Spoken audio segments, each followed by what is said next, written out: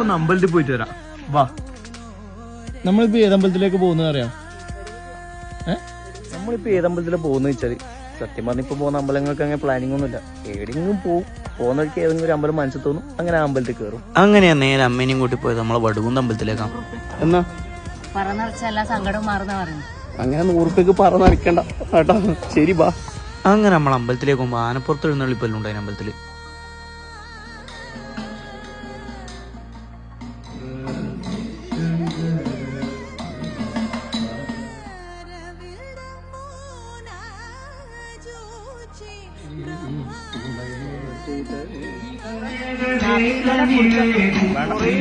ഡൗട്ടാണ് എനക്ക് വരുന്നത് ഈ അമ്പലഭ്രാന്ത് കിട്ടിയത്. ഞാൻ കാണിച്ചത് ആരോഗ്യമാണ്.